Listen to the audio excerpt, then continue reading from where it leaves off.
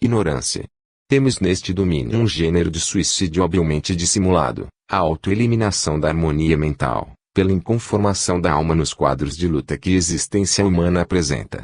Diante da dor, do obstáculo ou da morte, milhares de pessoas capitulam, entregando-se, sem resistência, à perturbação destruidora, que lhes abre, por fim, as portas do túmulo.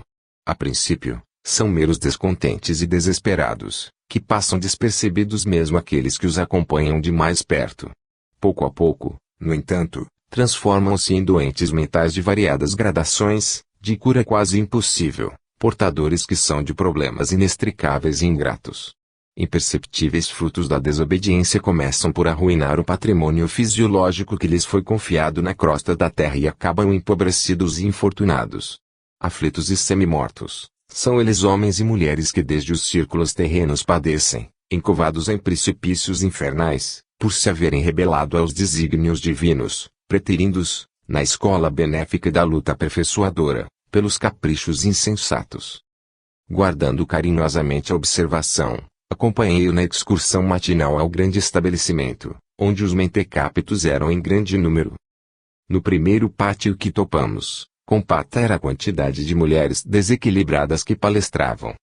Uma velha de cabelos nevados, mostrando acerba ferocidade no olhar, envergava o uniforme da casa, como quem arrastasse um vestido real, e dizia a duas companheiras apáticas: na minha qualidade de marquesa, não tolero intromissão de médicos inconscientes. Creio estar presa por motivos secretos de família, que averiguarei na primeira oportunidade. Tenho poderosos inimigos na corte, contudo, as minhas amizades são mais prestigiosas e fiéis. Baixou a voz, como receando espias ocultos, e falou ao ouvido de uma das irmãs de sofrimento.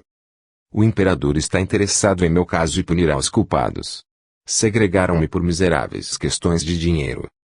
Elevando de pasão, inesperadamente, bradou: todos pagarão. Todos pagarão. E continuava explicando-se com gestos de grande senhora. Compungia-me observar a promiscuidade entre as enfermas encarnadas e as entidades infelizes, que ali se acotovelavam. Preso ainda ao meu antigo veso de curiosidade, tentei estacar, a fim de ouvir adimente até ao fim, mas o assistente deu-se pressa em considerar. Não nos detenhamos. Infelizmente, atravessamos vasta galeria de padecimento expiatório, onde nossos recursos socorristas não ofereceriam vantagens imediatas. Aqui, quase todos os alienados são criaturas que abdicaram a realidade, atendo-se às circunstâncias do passado sem mais razão de ser. Essa desventurada irmã já possuiu títulos de nobreza em existência anterior, perpetrou clamorosas faltas, dando expansão às energias cegas do orgulho e da vaidade.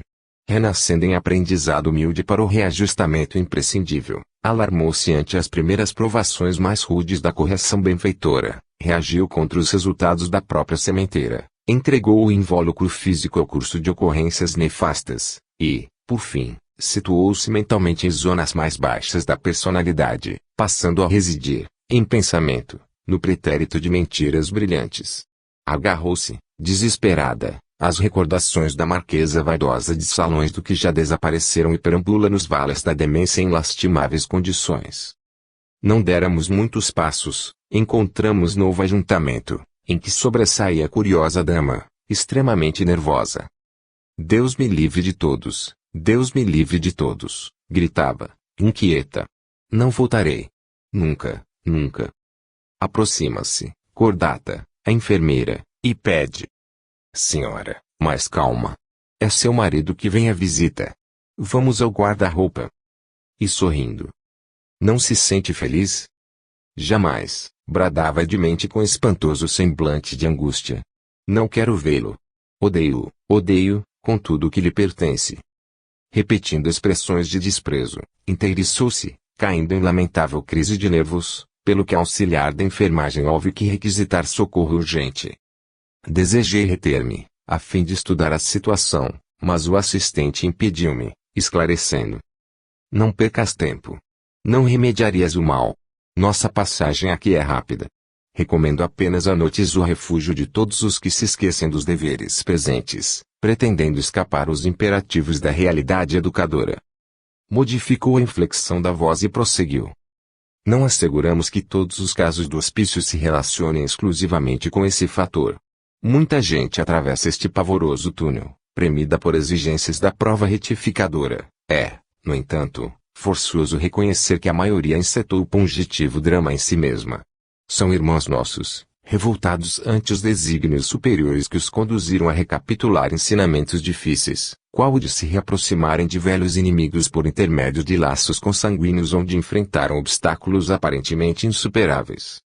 Para que se efetue a jornada iluminativa do espírito é indispensável deslocar a mente, revolver as ideias, renovar as concepções e modificar, invariavelmente, para o bem maior o modo íntimo de ser, tal qual procedemos com o solo na revivificação da lavoura produtiva ou com qualquer instituto humano em reestruturação para o progresso geral. Negando-se, porém, a alma a receber o auxílio divino, através dos processos de transformação incessante que lhe são oferecidos em seu benefício próprios pelas diferentes situações de que os dias se compõem no aprendizado carnal, recolhe-se à margem da estrada, criando paisagens perturbadoras com desejos injustificáveis. Quase podemos afirmar que 90 em 100 dos casos de loucura, excetuados aqueles que se originam da incursão microbiana sobre a matéria cinzenta, começam nas consequências das faltas graves que praticamos, com a impaciência ou com a tristeza, isto é, por intermédio de atitudes mentais que imprimem deploráveis reflexos ao caminho daqueles que as acolhem e alimentam.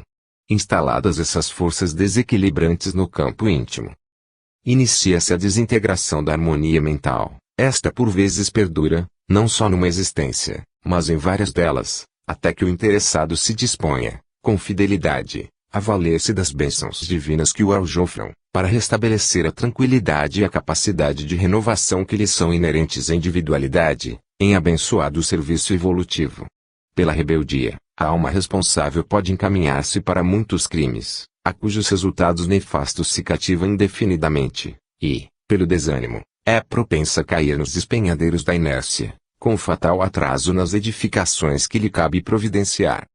Nesse ponto dos esclarecimentos, penetrávamos extensa varanda no departamento masculino e logo se nos deparou um homem que de certo se enquadrava entre os esquizofrênicos absolutos. Rodeavam-no algumas entidades de sombrio aspecto. Semelhava-se o doente a perfeito autômato, sob o guante de tais companheiros. Exibia gestos maquinais e, ao guarda que se aproximava, cauteloso, explicou em tom muito sério. Venha, seu João. Não tenha receio. Ontem eu era o leão, mas hoje, sabe o senhor o que eu sou? Ante o enfermeiro hesitante, concluiu. Hoje sou a bananeira. Encontraria, eu, sem dúvida, no caso, excelente ensejo de enriquecer experiências, porquanto de pronto reconhecer a intrusagem completa entre a vítima e os obsessores que lhe eram invisíveis. O desditoso era arrematado fantoche nas mãos dos algozes tipicamente perversos. Calderaro, porém, não me permitiu interromper a marcha. O processo de desequilíbrio está consumado, informou, e não encontrarias possibilidade de recompor-lhe, em serviço rápido, as energias mentais centralizadas na região inferior. O infeliz vem sendo objeto de práticas hipnóticas de implacáveis perseguidores, acha-se exposto a emissões contínuas de forças que o deprimem e enlouquecem. Céus, exclamei, aparvalhado, como socorrê-lo? Trata-se de um homem, acrescentou o orientador, que em encarnações anteriores abusou do magnetismo pessoal. Não pude sopitar a objeção que me nasceu espontânea. Como? As ciências magnéticas são de ontem. Calderaro estampou no olhar a condescendência que lhe é característica e retorquiu. Acreditas que teriam sido iniciadas com Mesmer? E, sorridente, ajuntou. Se considerarmos o sentido literal do texto, o abuso de magnetismo pessoal teria começado com Eva, no paraíso. Indicou o enfermo e prosseguiu. Em pretérito não muito remoto, nosso imprevidente amigo se cedeu em seu potencial de fascínio, desviando para aventuras menos dignas. Várias mulheres que lhe sofreram ação corrosiva assestaram contra ele incessantes explosões de ódio doente e corruptor, extravasamentos que o pobre companheiro merecia em consequência da atividade condenável a que se dedicou por muitos anos. Minado pela reação persistente, mingou-lhe o cabedal de resistência, converteu-se, destarte, em joguete das forças destrutivas, às quais, a bem dizer, voluntariamente se unira, ao abraçar, entusiasta, a declarada prática do mal. Até quando se demorará em tal atitude, não será possível prever. Geralmente, ao delinquirmos, podemos precisar o instante exato de nossa penetração na desarmonia. Jamais sabemos, porém, quando soará o momento de abandoná-la. No retorno à estrada reta, através de atoleiros em que chafurdamos, por indiferença e má fé, não podemos prefixar calendários para a volta. Implicamos-nos em jogos circunstanciais, de que só nos despenhamos após doloroso reajustamento. Observando minha admiração, ante a experiência hipnótica que os frios verdugos levavam a efeito, o assistente considerou: não te impressiones.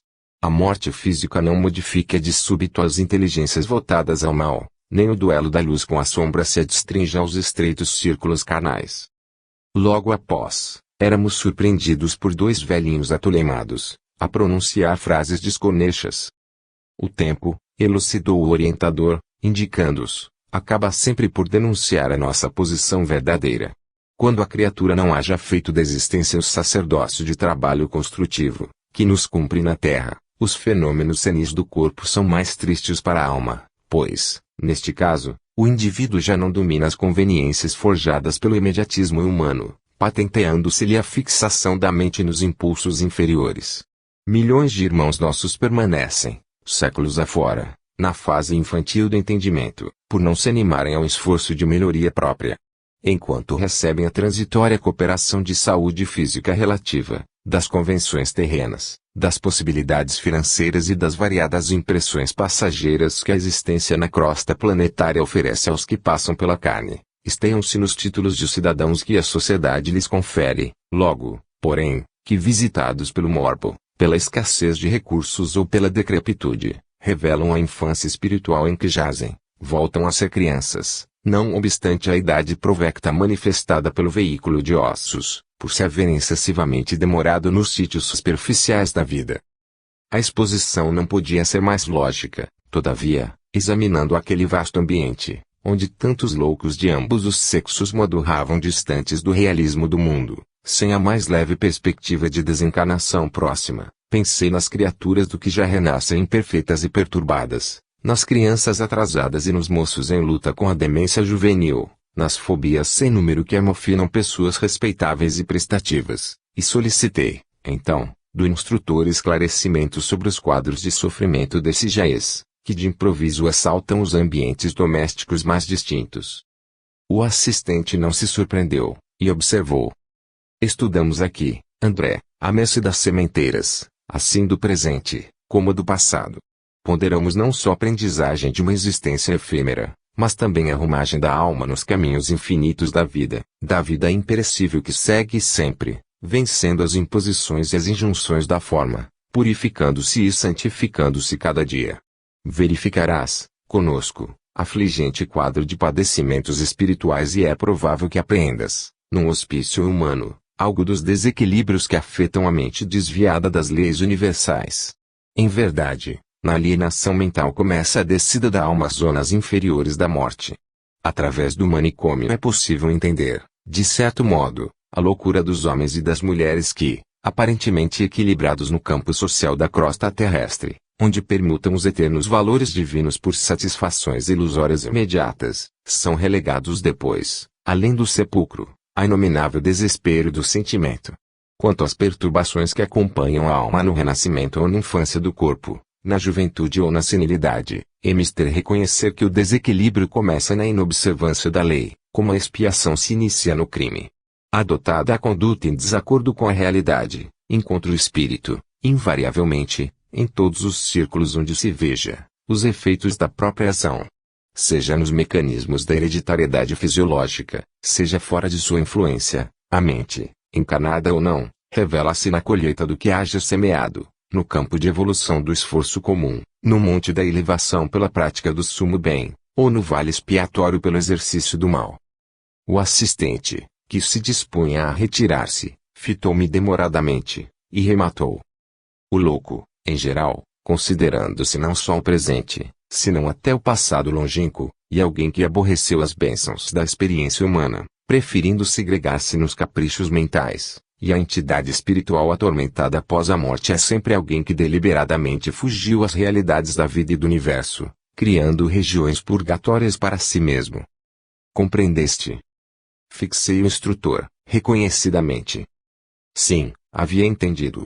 E, ponderando a lição da manhã, segui o orientador, que silente abandonava o campo de observação, a fim de mais tarde nos avistarmos com os benfeitores que visitariam as cavernas, em missão de amor e de paz. 17. No limiar das cavernas. Reunidos agora, Calderaro e eu, a comissão de trabalho socorrista que operaria nas cavernas de sofrimento, fui surpreendido pela expressão da irmã Cipriana, que chefiava as atividades dessa natureza. Constituía-se a turma de reduzido número de companheiros, 7 ao todo. Avistando-me ao lado do assistente, perguntou Cipriana com singeleza, feitas as saudações usuais. Pretende o irmão André seguir em nossa companhia? O abnegado amigo respondeu que o próprio instrutor Eusébio lembrara a conveniência de minha visita aos abismos purgatoriais. Esclareceu que eu me achava interessado em obter informes da vida nas esferas inferiores, para os relatar aos companheiros encarnados, auxiliando-os na preparação necessária à ciência de bem viver. A diretora ouviu, bondosa, e objetou. Sim, a sugestão de Eusébio é valiosa, em se tratando de observações preliminares no baixo umbral. Como responsável, porém, pelos serviços diretos da expedição, não posso admiti-lo, por enquanto, em todas as particularidades.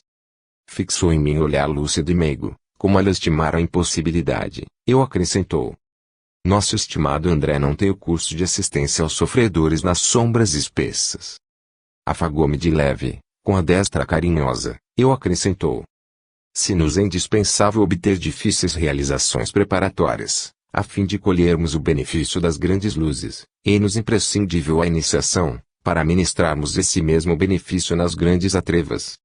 Ante o meu indisfarçável desapontamento, a veneranda benfeitora continuou. No entanto, convenhamos que o nosso irmão não se encontra, junto de nós, sem problemas substanciais a resolver. Cada situação a que somos conduzidos é portadora de ocultos ensinamentos para nosso bem. Os desígnios superiores jamais nos propõem questões de que não necessitemos, na arena das circunstâncias. Se Eusébio foi levado a sugerir esta oportunidade, é que André Luiz tem nestes sítios urgente serviço a prestar. Considerando, porém, as responsabilidades que me cabem, não posso autorizar que nos siga em todos os passos, contudo, convido o irmão Calderaro a permanecer, em companhia do prestimoso aprendiz, no limiar das cavernas, sem descerem conosco. Mesmo aí, estudioso que é, ele encontrará inesgotável material de observação, sem necessidade de enfrentar situações embaraçosas, para as quais ainda não se prestou convenientemente.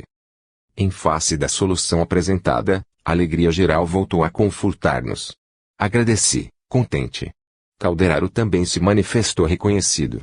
E, no júbilo dos trabalhadores que se regozijam com o ensejo de incessantemente aprender para o bem, seguimos na direção de zona medonhamente sombria. Ah!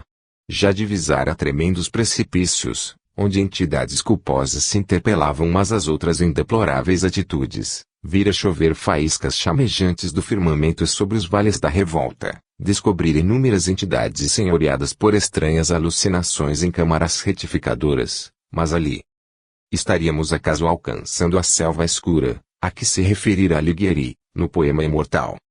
Laceravam meu coração as vozes lamentosas dispersas a se evolarem para o céu de fumo. Não eram lamentações apenas, à proporção que nos adiantávamos, descendo, modificava-se a gritaria, ouvíamos também gargalhadas, imprecações. Estacamos em enorme planície pantanosa, onde numerosos grupos de entidades humanas desencarnadas se perdiam de vista, em assombrosa desordem, à maneira de milhares de loucos, separados uns dos outros, ou aos magotes, segundo a espécie de desequilíbrio que lhes era peculiar. Não me era possível calcular a extensão da várzea imensa e, ainda que houvesse marcos topográficos, para tal apreciação, o nevoeiro era demasiado denso para que se pudessem computar distâncias. Percorremos alguns quilômetros em plano horizontal e, quando o terreno se inclinou, de novo, abrindo outras perspectivas abismais, irmã Cipriana e os colegas prazenteiramente se despediram de nós, deixando-nos, ao assistente e a mim, com o aviso de que voltariam a buscar-nos dentro de 6 horas. Abraçando-me, a diretora disse, gentil: Desejo-te, meu amigo, Feliz êxito nos estudos. Certo, ao voltarmos, receberemos tuas confortadoras impressões. Sorri, encantado, a tão generosa demonstração de apreço. Logo após, Calderaro e eu nos achamos a sós na atra vastidão povoada de habitantes estranhos. As conversações em torno eram inúmeras e complexas. Pareceu-me que aquele povo desencanado não se dava conta da própria situação, pelo que me foi possível ajuizar de início.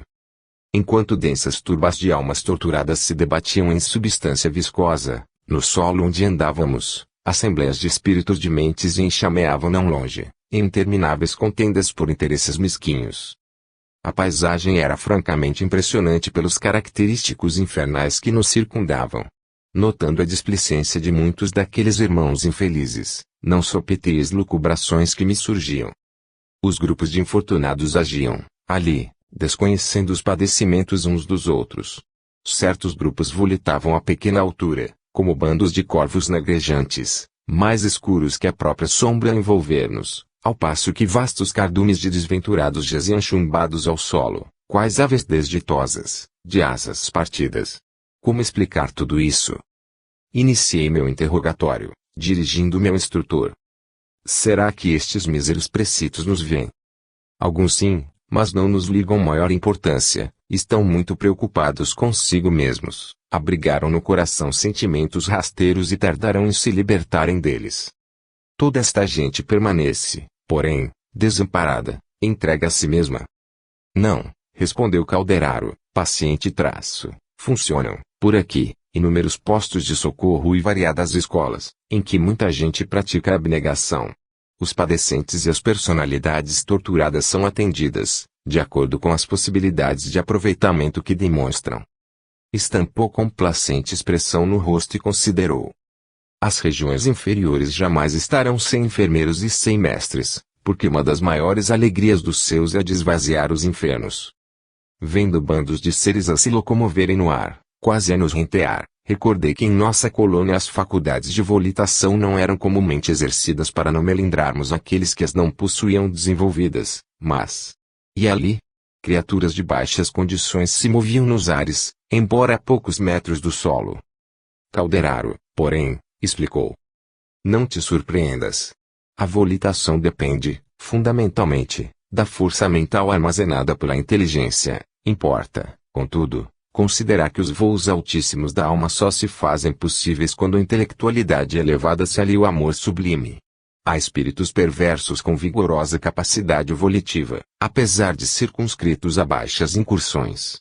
São donos de imenso poder de raciocínio e manejam certas forças da natureza, mas sem característicos de sublimação no sentimento, o que lhes impede grandes ascensões. No que se refere, entretanto, às entidades admitidas à nossa colônia espiritual, ainda em grande número incapacitadas de usar tal vantagem, o fenômeno é natural. É mais fácil recolher criaturas de maiores cabedais de amor com reduzida inteligência, e convivermos com elas, no processo evolucionário comum, do que abrigarmos pessoas sumamente intelectuais sem amor aos semelhantes. Com estas últimas, a vida em comum, no sentido construtivo, é quase impraticável. Neste capítulo da volitação, portanto, impende observar os ascendentes naturais, levando em conta, com a própria natureza, que os corvos voam baixo, procurando detritos, enquanto as andorinhas se libram alto, buscando a primavera. Feito o reparo, perguntei, lembrando-me das injunções terrenas. Mas, e as necessidades de subsistência? O instrutor não se fez rogado e informou. Nada lhes falta quanto às exigências essenciais de socorro e de manutenção, como ocorre num nosocômio da esfera carnal. O assistente fez breve pausa e prosseguiu. Referindo-nos ao manicômio, esclareço agora que minha intenção, ao visitar um hospício em tua companhia, foi justamente o de preparar-te para a excursão que ora efetuamos. Temos aqui, nestas assembleias de incompreensão e dor, infindas fileiras de loucos que voluntariamente se arredaram das realidades da vida. Fixaram a mente nas zonas mais baixas do ser e, olvidando o sagrado patrimônio da razão, cometeram faltas graves, contraindo pesados débitos. Já viste, em nossa organização espiritual de vida coletiva, irmãos sofredores convenientemente amparados, alguns ainda sofrem estranhas perturbações alucinatórias, Outros são guardados à maneira de múmias perispiríticas em letargia profunda, aguardando-se lhes o despertar. Outros povoam vastas enfermarias para se reerguerem espiritualmente pouco a pouco. Aqui, no entanto, se congregam verdadeiras tribos de criminosos e delinquentes, atraídos uns aos outros, consoante a natureza de faltas que os identificam. Muitos são inteligentes e, intelectualmente falando, esclarecidos, mas, sem réstia de amor que lhes exalce o coração, erram de obstáculo a obstáculo, de pesadelo a pesadelo. O choque da desencarnação para eles, ainda impermeáveis ao auxílio santificante, pela dureza que lhes assinala os sentimentos, parece galvanizá-los na posição mental em que se encontravam no momento do trânsito entre as duas esferas e, dessa forma, não é fácil de logo arrancá-los do desequilíbrio a que imprevidentes se precipitaram. Retardam-se, às vezes, anos a fio, obstinando-se nos erros a que se habituaram, e, vigorando impulsos inferiores pela incessante permuta de energias uns com os outros, passam, em geral, a viver, não só a perturbação própria, mas também o desequilíbrio dos demais companheiros de infortúnio. Ante o pandemônio que observávamos, o orientador continuou. O érebo da concepção antiga, a crepitar em eternas chamas de vingança divina, é perigosa ilusão. Entretanto, os lugares purgatoriais dos desejos e das ações criminosas, aguardando as almas enodoadas pelos desvarios, constituem realidades lógicas, nas zonas espirituais do mundo. Aqui, os avarentos, os homicidas, os cúpidos e os viciados de todos os matizes se agregam em deplorável situação de cegueira íntima. Formam cordões compactos, inclinando-se mais e mais para os despenhadeiros. Cada qual possui romance horrível, de angustiosos lances. Prisioneiros de si mesmos, cerram o entendimento às revelações da vida e restringem os horizontes mentais, movimentando-se em seu próprio interior, em ação exclusiva, nos impulsos primários, a cultivar o pretérito que deveriam expungir. Em melhorando, são assistidos por ativas e abnegadas congregações de socorro que aqui funcionam. Autoridades mais graduadas de nossa esfera, atendendo a imperativos superiores, improvisam tribunais com funções educativas, cujas sentenças, ressumando amor e sabedoria, culminam sempre em determinações de trabalho regenerador, através da reencarnação na crosta terrestre, ou de tarefas laboriosas no seio da natureza, quando há suficiente compreensão e arrependimento nos interessados que feriram a lei, ofendendo a si mesmos. Deste vastíssimo arsenal de alienação da mente, ensombrada de culpas, sai o maior coeficiente das reencarnações dolorosas que povoam os círculos carnais. Daqui, como de outras zonas análogas, seguem para o campo físico, mais denso, milhões de irmãos em provas ríspidas, para que se alijem dos débitos e reharmonizem o intimo perturbado. Poucos conseguem valer-se da oportunidade terrena, no sentido de restaurar as próprias energias. É sempre fácil fugir ao caminho reto, muito difícil, porém, o retorno. Nesse instante aproximou-se de nós enorme e bulhenta colmeia de sofredores. Tratava-se de tenebroso agrupamento de irmãos positivamente loucos. Falavam a esmo, comentando homicídios, rememoravam com palavras cruéis cenas indescritíveis de dor e de perversidade. Nenhum deles atinou com a nossa presença. Calderaro, muito sereno, conhecendo minha curiosidade inveterada, informou. Estes infelizes permanecem jungidos uns aos outros em obediência a afinidades quase perfeitas, e são contidos apenas pelas leis vibratórias que os regem. Se quiseres, porém, entrar em relação com a história de alguns deles, sondamente individual do tipo que te requeira maior atenção. Aproveitando um momento em que lhes amainara a rixa, aproximei-me de infortunado irmão, que impressionava pela face esmacilenta. Sintonizei-me na onda mental que lhe oferecia, mas o quadro que vi não me permitiu longa perquisição. Notei-lhe o motivo que culminara no desvario, assassinar a esposa em pavorosas circunstâncias. Contudo, o mísero não transpirava arrependimento, acariciava o desejo de rever a vítima para supliciá-la, quantas vezes lhe fosse possível. Que tragédia se ocultava, ali, naquelas tormentosas reminiscências? Atônito, ergui os olhos para o assistente, em muda interrogação, mas, rentendo-nos a fronte, levitava-se pesado grupo de seres monstruosos, fazendo ensurdecedor ruído, e logo esqueci o uxoricida que me prendera a atenção. Calderaro, percebendo minha perplexidade, explicou. Este bando de espíritos miseráveis, que se movimentam como lhes é possível, é constituído de antigos negociantes terrenos, cujo exclusivo anseio foi amontoar dinheiro para satisfazer a própria cupidez, sem beneficiar a ninguém. O ouro, que transitori a mente lhes pertencia, jamais serviu para semear a gratidão num só companheiro de jornada humana. Famintos de fortuna fácil, inventaram mil recursos de monopolizar os lucros grandes e pequenos, em nada lhes interessando a paz do próximo. Foram homens de pensamento ágil, sabiam voar mentalmente a longas distâncias, garantindo êxito absoluto às empresas materiais que levavam a termo com finalidade exclusivamente egoística. Não lhes incomodava o sofrimento dos vizinhos, ignoravam as dificuldades alheias, despreocupavam-se do valor do tempo em relação ao aprimoramento da alma.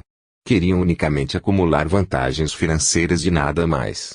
Divorciados da caridade, da compreensão e da luz divina, criaram para si mesmos o mito frio e rígido do ouro, fundindo com ele a mente vigorosa e o tacanho coração.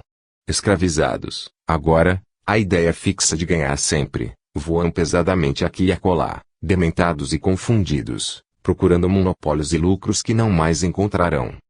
Conduí-me. Quis deter alguns, confabular com eles fraternalmente, de modo a esclarecê-los. No entanto, o instrutor paralisou-me os braços, murmurando: "Que fazes? Seria inútil. Impossível é reajustar, num momento, apenas com palavras, tantas mentes em desequilíbrio cruel." E, impulsionando-me para frente, concluiu: "Vamos, consumirias muitas semanas para conhecer a paisagem de dor que se nos estende à frente, e dispomos apenas de algumas horas." 18. Velha afeição. Não havíamos atravessado grande distância, quando curiosa assembleia de velhinhos se postou ao nosso lado. Mostravam todos carentonhas de aspecto lamentável. Esfarrapados, esqueléticos, traziam as mãos cheias de substância lodosa que levavam de quando em quando ao peito, ansiosos, aflitos. Ao menor toque de vento, atracavam seus fragmentos de lama, colocando-os de encontro ao coração, demonstrando infinito receio de perdê-los. Entreolhavam-se apavorados, como se temessem desastre próximo. Cochichavam entre si, maliciosos e desconfiados.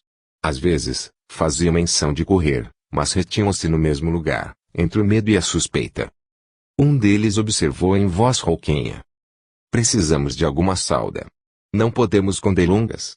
E nossos negócios? Nossas casas? Incalculável é a riqueza que descobrimos." E indicava com o funil os punhados de lodo a escorregar-lhe das mãos aduncas. "Mas", prosseguia, pensativo, "todo este ouro, que temos conosco, permaneça à mercê de ladrões, nesta miserável charneca. Imprescindível é ganharmos o caminho de volta. Isto aqui assombraria a qualquer." Escutando a singular personagem, dirigi interrogativo olhar a Calderaro, que me esclareceu, atencioso: "São os horários desencanados há muitos anos.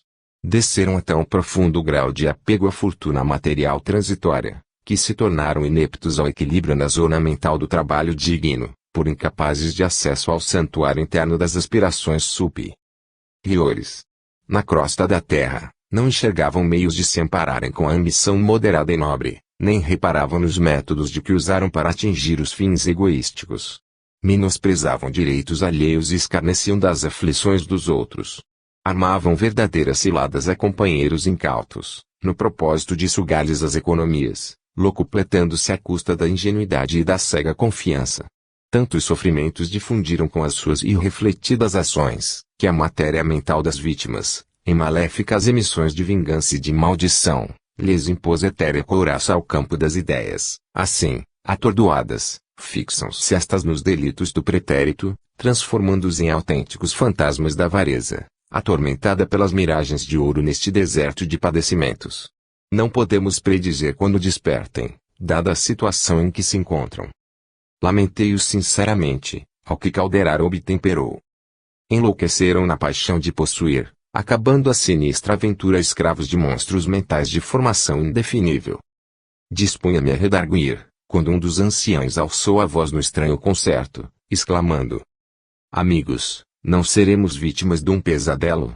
Às vezes, chego a supor que estamos equivocados. Há quanto tempo deambulamos fora do lar? Onde estamos? Não teríamos enlouquecido?" Oh! Aquela voz! Escutando-a, Pavorosa dúvida se apoderou de mim. Quem estaria louco? Interrogava, agora, a mim mesmo. Aquele velho ou eu? Fixei-lhe os traços. Oh! Seria possível. Aquele espírito desventurado recordava meu avô paterno Cláudio. Afeiçoara-se a mim, desde os meus mais tenros anos. De trato glacial com os outros, afagava-me bastas vezes, acariciando-me a cabeleira infantil com as suas mãos que os anos haviam engelhado. Seus olhos fulguravam quando pousados nos meus e minha mãe sempre afirmava que só em minha companhia ele se acalmava nas crises nervosas que lhe precederam o fim. Não me lembrava da história dele, com particularidades especiais, entretanto, não ignorava que fizera considerável fortuna em ágios escandalosos, curtindo a espinhosa velhice pelo excessivo apego ao dinheiro. Conturbara-se nos últimos tempos do corpo e via delatores e ladrões em toda parte. Aflito, meu pai transferira-o para nossa residência, onde minha mãe o auxiliou a vencer os derradeiros padecimentos. Num ótimo, veio-me à memória seu decesso. Trouxeram-me do colégio, onde fazia o curso secundário, para oscular-lhe as mãos frias, pela última vez. Nunca me esqueci de sua impressionante máscara cadavérica. As mãos recurvadas sobre o peito parecia guardarem, ciosamente, algum tesouro oculto e nos olhos vítreos, que mãos piedosas não conseguiram cerrar, vagueava o pavor do ignoto, como se o acometessem trágicas visões no além, para onde fora arrebatado a contragosto. No curso do tempo, vim a saber que meu avô deixara valioso patrimônio financeiro, que nós, seus parentes, dissipávamos em nababescas fantasias. Tornando-a pretérito, reconheci que vigoroso laço me unia àquele desgraçado que ainda sofria o pesadelo do ouro terrestre, carregando placas de lodo que premia enternecidamente ao coração. Enquanto as reminiscências me enchiam aquele instante, gritava-lhe um companheiro infeliz. Pesadelo? Nunca, nunca. Ó Cláudio, não te sensibilizes tanto. Ah! Seu nome fora pronunciado. A confirmação estarrecera-me, quis gritar, mas não pude. Compreendendo quanto ocorria em meu íntimo, o prestativo Calderar amparou-me, assegurando: André, já sei de tudo. Entendo agora a significação de tua vinda a estas paragens. Irmã Cipriana tinha razão. Não temos tempo a perder. O velho revela-se receptivo. Começou a entender que provavelmente estará em erro, que talvez respire a atmosfera de pesadelo cruel. Ajudemo-lo. Urge auxiliar-lhe a visão, para que nos enxergue. Aflito, segui o dedicado orientador que passou a aplicar recursos fluídicos sobre os olhos embaciados de meu desditoso ascendente. A entidade, com o providencial afluxo de força, ganhou provisória lucidez, e viu-nos, afinal. Oh! Gritou perante os colegas aterrados, que luz diferente! E esfregando os olhos, acrescentava, dirigindo-se a nós: Donde vindes? Sois padres? Certo, aludi às túnicas muito alvas com que nos apresentávamos. Avancei, lesto, e indaguei: Meu amigo, sois Cláudio M., antigo fazendeiro nas vizinhanças de V. Sim, conheceis-me. Quem sois? Em atitude de alívio, ajuntou com inflexão comovente: Desde muito estou preso nesta região misteriosa, referta de perigos e de monstros, mas abundante de ouro, de muito ouro. Vossa palavra me reanima. Oh! Por piedade! Ajudai-me a sair. Quero voltar. E, ajoelhado agora, de braços estendidos para mim, repetia: Voltar, rever os meus, sentir-me em casa novamente. Abracei-o, compungido, e sem desejar chocá-lo com inoportunas revelações, expliquei-me. Cláudio M., sois vítima de lamentável engano. Vossa casa antiga cerrou-se com os olhos físicos que já desapareceram. Encarcerastes o espírito num sonho vão de mentirosas riquezas. A morte vos arrebatou a alma do domicílio carnal, vai para mais de 40 anos. O ancião esbugalhou os olhos angustiados. Não relutou. Desatou em pranto convulso, dilacerando-me as fibras mais íntimas. Bem o sinto, murmurou, inspirando compaixão. Tenho a cabeça fogueada, incapaz de raciocinar, mas... E o ouro que ajuntei com tanto suor? Reparai vossas mãos, agora que divina claridade vos bafeja o espírito. O patrimônio, acumulado à custa das dificuldades alheias, converteu-se em lodacentos detritos. Notai. Meu avô pôs-se a contemplar as massas de lama que abraçava, e gritou, aterrorizado.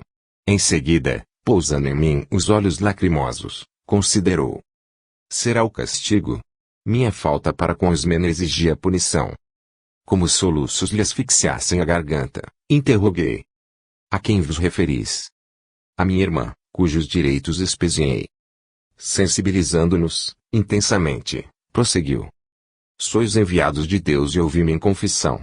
Ao morrer, meu pai confiou-me uma irmã, que não era filha legítima de nossa casa. Minha mãe, dedicada e santa, criou-a com o mesmo infinito desvelo que a mim mesmo. Quando me vi, porém, sozinho, escorracei-a do ambiente doméstico. Provei que não partilhava meus laços consanguíneos, para melhor assenhorear-me da fortuna que meu pai nos legara. A pobrezinha implorou e sofreu, no entanto, releguei a miserável destino, cioso da sólida base financeira que havia conseguido. Fiquei rico, multipliquei os cabedais, ganhei sempre. E fixando as mãos enodoadas, prossegui amargurosamente. E agora?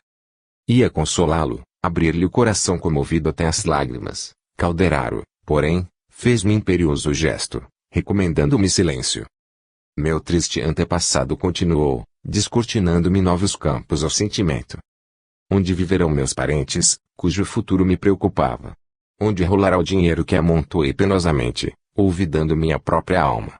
Onde respirará minha irmã, a quem despojei de todos os recursos? Por que não me ensinaram, na terra, que a vida prosseguiria para além do sepulcro? Estarei efetivamente morto para o mundo, ou louco e cego. Ah!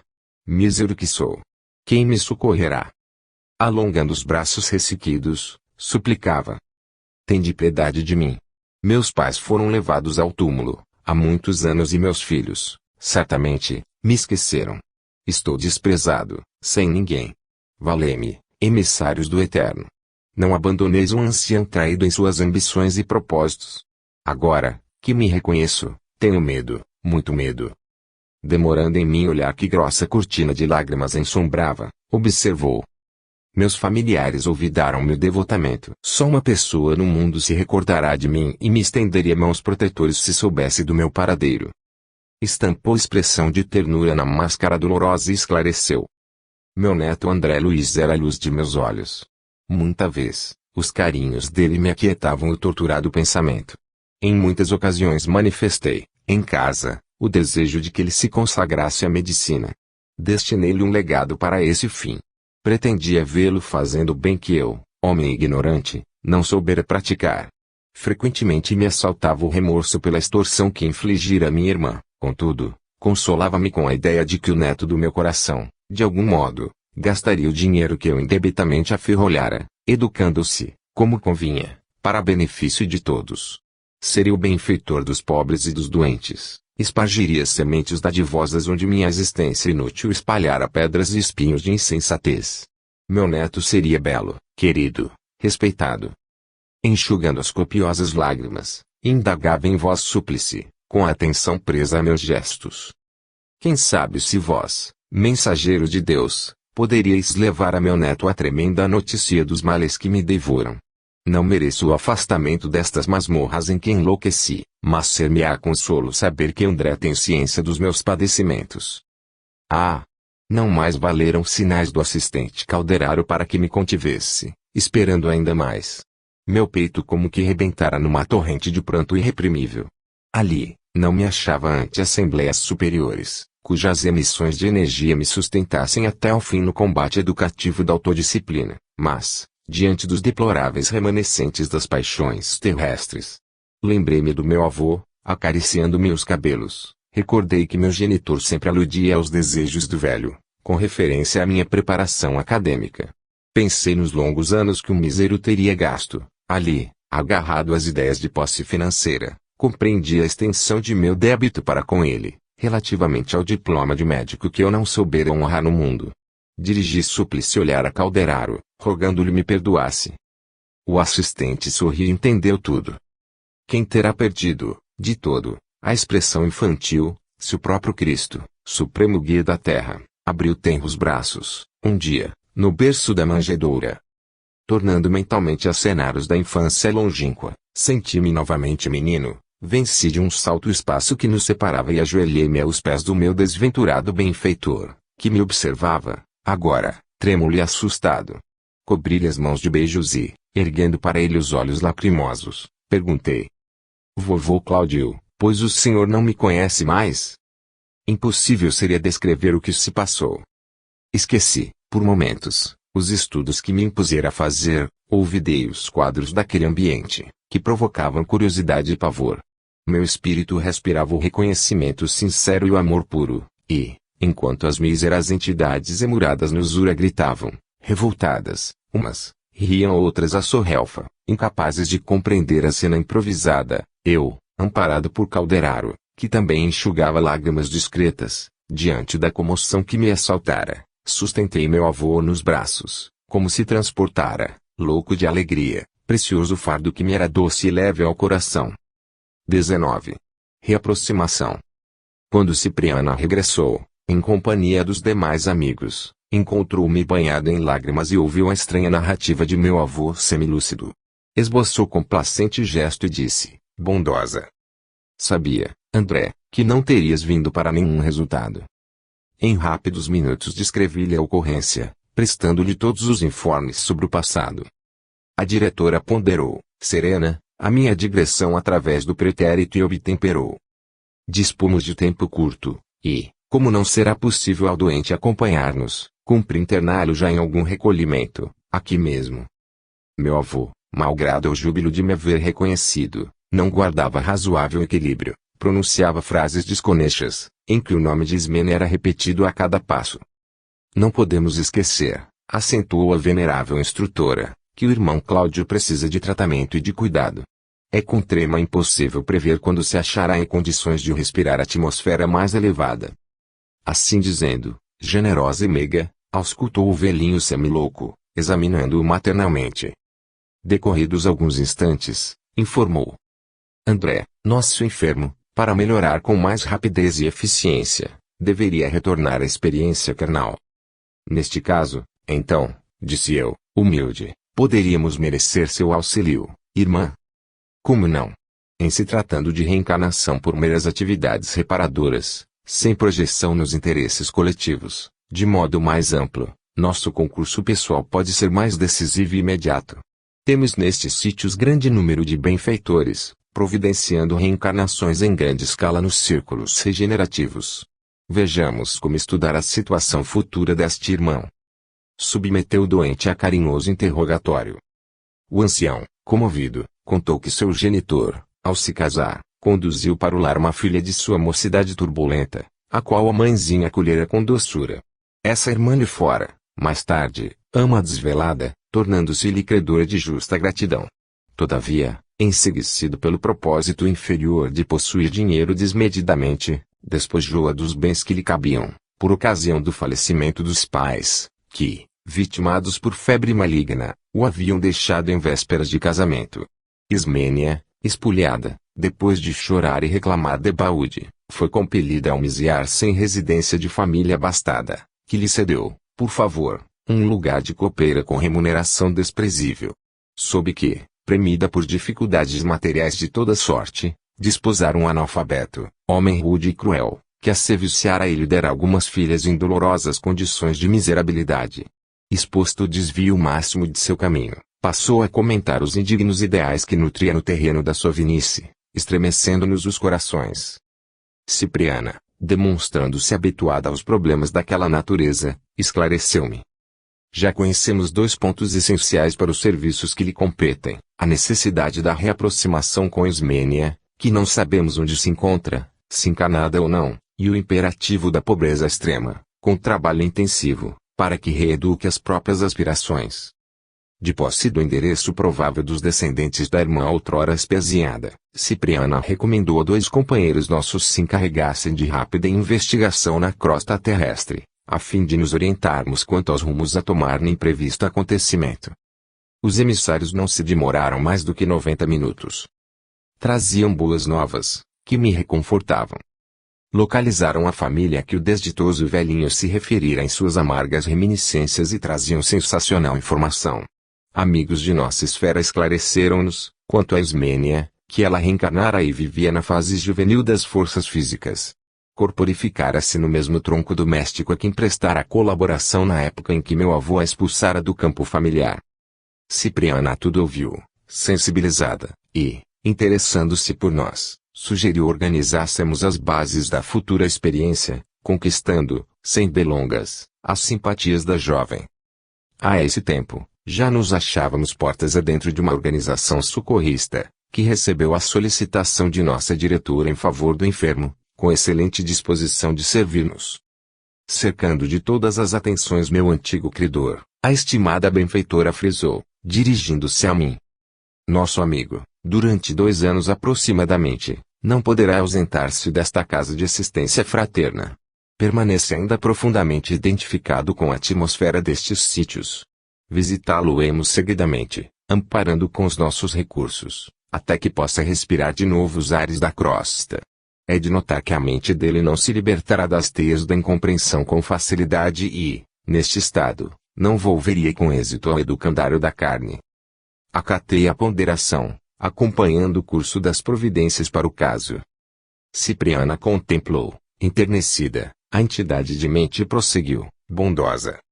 Agora, André, finalizando nossos trabalhos da semana, tentemos trazer Ismênia até aqui, para os trabalhos preparatórios de reaproximação. Achando-se presentemente na juventude terrestre, provavelmente nos auxiliará no momento preciso, recebendo o irmão perturbado em seu próprio instituto doméstico. Antes de mais nada, porém, necessitamos da simpatia dela, em face do nosso programa de reerguimento. Se Ismênia aceitar, se consentir, acrescentei, hesitante.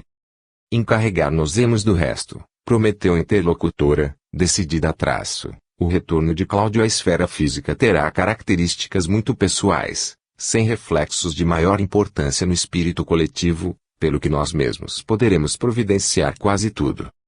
Confiando o enfermo aos beneméritos companheiros que velavam na casa de amor cristão em que nos asiláramos, dirigimos-nos para o rio, onde Ismênia seria encontrada por nós em modesto lar de Bangu. Em plena madrugada, entramos, respeitosos, na humilde residência. A irmã de meu avô era agora a 6ª filha daquela senhora que, na existência física, era conhecida por neto da velha Ismênia, cuja personalidade, para a família terrena, se perderá no tempo e que não era outra senão a menina e moça, sob nossos olhos, de volta às tarefas aperfeiçoadoras da luta carnal. Tudo ali respirava pobreza digna e adorável simplicidade. Adiantando-se, Cipriana colocou a destra sobre a fronte da jovem adormecida, como a chamá-la até nós.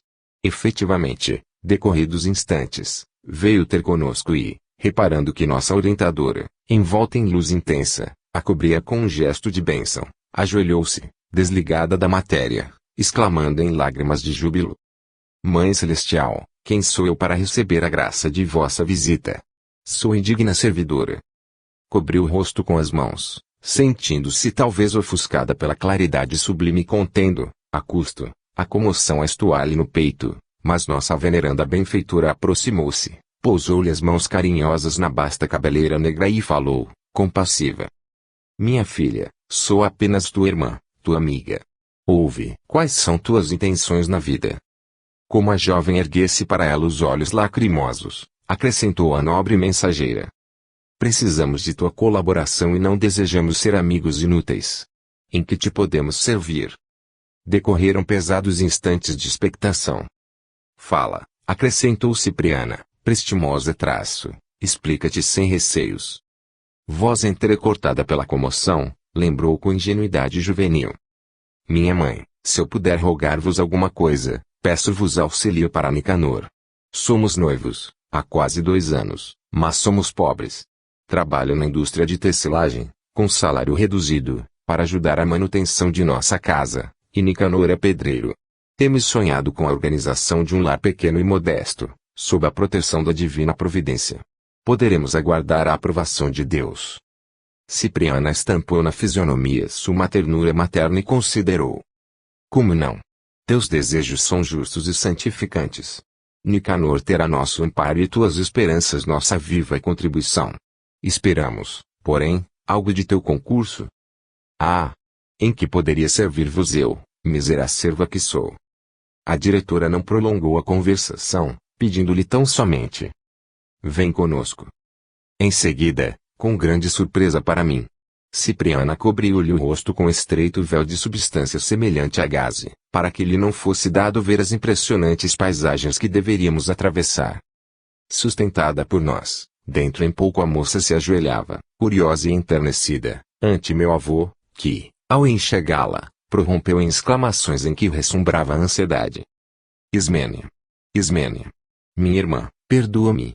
Afagando-lhe as mãos, torturado, contemplava-lhe o semblante humilde. Oh! Ela mesma, insistia, tomado de evidente espanto com a mesma tristeza do dia em que a expulsei. Que fez, porém, para ser hoje mais jovem e mais formosa? Como a visitante guardasse silêncio, confundida, inquiria, aflito. Dize que me perdoas, que esquecerás o mal que te fiz. A essa altura da inopinada entrevista, Cipriana interveio, dirigindo-se a ela, interrogando. Nunca soubeste, em família, que tua bisavó teve um irmão? A jovem não a deixou concluir, perguntando por sua vez. Ponto que a expulsou de casa. Sim. Minha mãe já se referiu a esse passado distante, acrescentou, melancólica. Não o reconheces? Tomou, afável, a benfeitora. Não te recordas? Nesse instante, o velhinho interferiu, excitando-lhe a memória. Ismênia, Ismênia. Eu sou Cláudio, teu desventurado irmão. A jovem não sabia como interpretar aquelas evocações, mas nossa diretora, cingindo-lhe os lobos frontais com as mãos, a envolvê-la em abundantes irradiações magnéticas, insistia, meiga, provocando a imersão da memória em seus mais importantes centros perispiríticos. Revê o pretérito, minha amiga, para bem servirmos a obra divina.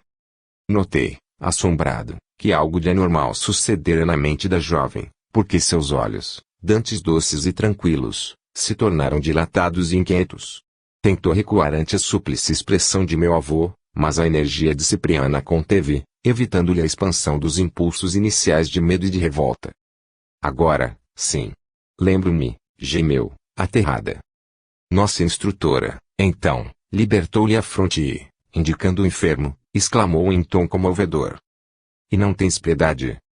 Alguns segundos de expectativa rolaram pesadamente, contudo, o amor, sempre divino na mulher de aspirações elevadas, triunfou no olhar enternecido de Ismênia, que, plenamente modificada, se abraçou ao doente, exclamando. Pois és tu, Cláudio. Que te aconteceu? Traçou o ancião largo comentário de suas penas, referiu-lhe as faltas passadas e falou-lhe, mais lúcido e contente, do conforto que a reaproximação lhe conferia. Ela conservou muito tempo de encontro ao peito, fazendo-lhe sentir sua imensa ternura, sua dedicação e entendimento sem limites. Quando pareciam perfeitamente reconciliados, Cipriana abeirou-se dela e considerou. Minha amiga, estimaríamos receber a tua promessa de auxiliar nosso irmão Cláudio, em futuro próximo. Cooperarás conosco em favor dele, recebendo nos braços abnegados de mãe, se a lei divina autorizar teu matrimônio. Reverente, dando-me a conhecer os tesouros de uma existência singela e humilde na terra, a visitante exclamou. Se o céu me conceder a felicidade de com algo contribuir em benefício de Cláudio, esse benefício será feito a mim mesma, e, se um dia eu receber a ventura conjugal, será nosso primeiro e bem-amado filhinho. De antemão, sei que Nicanor se regozijará com o meu compromisso. Contemplando, enlevada, o desditoso prisioneiro das sombras, prometia. Partilhar-nos-á a vida pobre e honrada, conhecerá as alegrias do pão, filho do suor com a proteção divina, e olvidará, em nossa companhia, as ilusões que por tanto tempo nos separaram. Evidenciando deliciosa singeleza de coração, projetava em êxtase. Será um pedreiro feliz, como Nicanor. Abençoará a luta digna que atualmente bendizemos. Como chorasse, comovida, Cipriana abraçou-a, também tocada no coração e de olhos úmidos, assegurando. Bem-aventurada sejas tu, querida filha, e compreendes conosco o celestial ministério da mulher nobre, sempre disposta à maternidade sublime. Mais alguns minutos decorreram em salutares entendimentos e, quando o sol engrinaldava o horizonte de tonalidades diamantinas, de novo estávamos no modesto aposento de Ismênia, ajudando-a a retomar o aparelho fisiológico e olvidar a ocorrência que vivera, junto de nós, na esfera do espírito. Acordou no veículo pesado, experimentando ignoto júbilo. Tinha a mente refrescada de ideias felizes. Teve a nítida impressão de que tornava de maravilhosa romagem, cujas minúcias não conseguiria precisar. Sem saber como,